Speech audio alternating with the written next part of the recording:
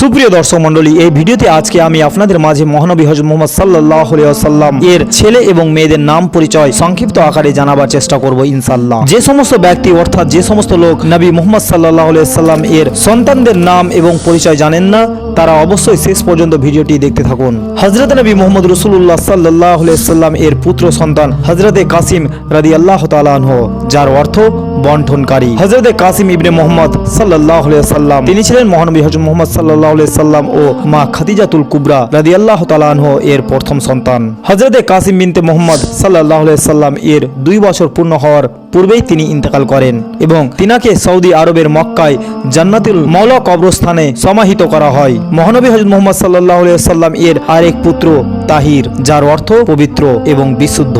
মহানবী হযরত মুহাম্মদ সাল্লাল্লাহু আলাইহি ওয়াসাল্লাম এর এক পুত্র হযরতে আব্দুল্লাহ ইবনে মুহাম্মদ সাল্লাল্লাহু আলাইহি ওয়াসাল্লাম, তিনি ও উম্মুল মুমিনিন হযরতে খাদিজাতুল কুবরা রাদিয়াল্লাহু আনহা এর ছেলে সন্তান। তিনি শৈশবেই ইন্তেকাল করেন। তিনি তাহির ইবনে মুহাম্মদ সাল্লাল্লাহু আলাইহি ওয়াসাল্লাম ও তাইব ইবনে মুহাম্মদ সাল্লাল্লাহু আলাইহি ওয়াসাল্লাম নামেও পরিচিত ছিলেন। তাইব শব্দের অর্থ মিষ্টি। মহানবী হযরত মুহাম্মদ সাল্লাল্লাহু আলাইহি ওয়াসাল্লাম এর আরেক পুত্রের নাম ছিল ইব্রাহিম, যার অর্থ পিতাদের পিতা। ইব্রাহিম ইবনে মুহাম্মদ সাল্লাল্লাহু আলাইহি ওয়াসাল্লাম তিনি ছিলেন মহানবী হযরত মুহাম্মদ সাল্লাল্লাহু আলাইহি ওয়াসাল্লাম ও উম্মুল মুমিনিন মারিয়া আল কিপ্তিয়া রাদিয়াল্লাহু আনহা এর পুত্র সন্তান। ইব্রাহিম ইবনে মুহাম্মদ সাল্লাল্লাহু আলাইহি ওয়াসাল্লাম তিনি হিজরি সনের 8ম বছরের শেষ দিকে জন্মগ্রহণ করেন এবং তাবুকের যুদ্ধের পর 16 বা 18 মাস বয়সে তিনি ইন্তেকাল করেন। তিনাকে মদিনায় জান্নাতুল বাকিতে সমাহিত করা হয়। মহানবী হযরত মুহাম্মদ সাল্লাল্লাহু আলাইহি ওয়াসাল্লামের কন্যা সন্তান হযরতে যায়েনব, যার অর্থ একটি সুগন্ধি ফুল। যায়েনব বিনতে মুহাম্মদ সাল্লাল্লাহু আলাইহি ওয়াসাল্লাম তিনি ছিলেন মহানবী হযরত মুহাম্মদ সাল্লাল্লাহু আলাইহি ওয়াসাল্লাম এবং হযরতে মা খাদিজাতুল কুবরা রাদিয়াল্লাহু তাআলা আনহা এর বড় সন্তান। যায়েনব বিনতে মুহাম্মদ সাল্লাল্লাহু আলাইহি ওয়াসাল্লাম মা খাদিজার বিবাহের 5ম বছরের মধ্যে জন্মগ্রহণ করেন এবং 30 বছর বয়সে 8ম হিজরিতে ইন্তেকাল করেন। মক্কা হতে মদিনা হিজরতের সময় হাব্বার ইবনে আল আসওয়াদ দ্বারা আঘাতপ্রাপ্ত হন। এতে তিনার গর্ভপাত ঘটে এবং রক্ত ঝরে। দীর্ঘদিন পর্যন্ত রোগে ভুগতে থাকার পর অবশেষে 8ম হিজরি সনের প্রথম দিকে ইন্তেকাল করেন। উম্মে আয়মান রাদিয়াল্লাহু তাআলা আনহা, উম্মে আতিয়া রাদিয়াল্লাহু আনহা, উম্মুল মুমিনিন সাউদা রাদিয়াল্লাহু তাআলা আনহা, সালামাহ রাদিয়াল্লাহু তাআলা আনহা যায়েনবের গোসলের কাজে অংশগ্রহণ করেন এবং মহানবী হযরত মুহাম্মদ সাল্লাল্লাহু আলাইহি ওয়াসাল্লাম স্বয়ং নিজেই যায়েনবের জানাজার নামাজ পড়ান। এই সময় প্রিয় নবী হযরত মুহাম্মদ সাল্লাল্লাহু আলাইহি ওয়াসাল্লাম নিজ হাতে নিজের মেয়েকে কবরের মাটিতে শায়িত করেন এবং নিজের ব্যবহৃত একটি লুঙ্গি প্রতীক হিসেবে যায়েনবের কাপড়ের মধ্যে গুজে দেন। মহানবী হযরত মুহাম্মদ সাল্লাল্লাহু আলাইহি ওয়াসাল্লাম প্রায়ই এই সমস্ত ঘটনাকে স্মৃতিচারণ করে প্রায় সবসময় বলতেন, আমার সবচেয়ে ভালো মেয়েটি আমার জন্য কষ্ট ভোগ করেছে।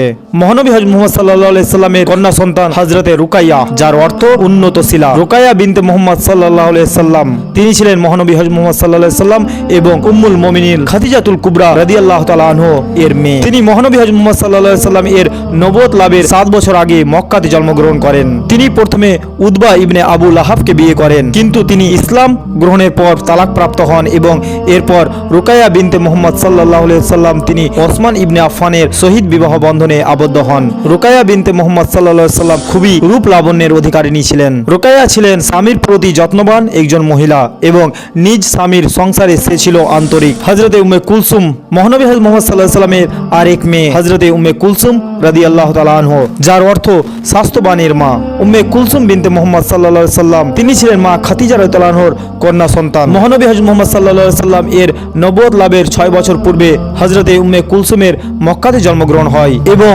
তার বোন রুকাইয়া বিনতে মুহাম্মদ সাল্লাল্লাহু আলাইহি ওয়াসাল্লাম হিজরির 2য় সনে ইন্তেকালের পর মহানবী হযরত মুহাম্মদ সাল্লাল্লাহু আলাইহি ওয়াসাল্লাম পুনরায় ইসলামের 3য় খলিফা হযরতে ওসমান গনি রাদিয়াল্লাহু তাআলা আনহু এর সাথে উম্মে কুলসুমকে বিয়ে দেন। হযরতে মা ফাতিমা রাদিয়াল্লাহু তাআলা আনহু মহানবী হযরত মুহাম্মদ সাল্লাল্লাহু আলাইহি ওয়াসাল্লামের কন্যা সন্তান, যার অর্থ দুধ ছাড়ানো শিশুর মা। সৈয়দা ফাতিমা বিনতে মুহাম্মদ সাল্লাল্লাহু আলাইহি ওয়াসাল্লাম তিনি ছিলেন মহানবী হযরত মুহাম্মদ সাল্লাল্লাহু আলাইহি ওয়াসাল্লাম ও হযরতে মা খাদিজাতুল কুবরা রাদিয়াল্লাহু আনহার কন্যা সন্তান। ইসলামে মা ফাতিমা রাদিয়াল্লাহু তাআলা আনহার মান এবং মর্যাদা অনেক। মক্কার কুরাইশরা যখন মহানবী হযরত মুহাম্মদ সাল্লাল্লাহু আলাইহি ওয়াসাল্লামকে নির্যাতন করতেন, কষ্ট দিত, তখন সে দুর্দশার সময় হযরতে মা ফাতিমা রাদিয়াল্লাহু আনহা সব সময় রাসূল করিম সাল্লাল্লাহু আলাইহি ওয়াসাল্লামের পাশে ছিলেন। মদিনা হিজরতের পর রাসূল করিম সাল্লাল্লাহু আলাইহি ওয়াসাল্লাম মা ফাতিমা রাদিয়াল্লাহু আনহা তার চাচাতো ভাই হযরতে আলী ইবনে আবু তালিব রাদিয়াল্লাহু আনহু এর সাথে বিবাহ দেন। এছাড়াও তিনি হযরতে ইমাম হাসান ও হযরতে ইমাম হুসাইন রাদিয়াল্লাহু তাআলা আনহুর মা ছিলেন। ইমাম হাসান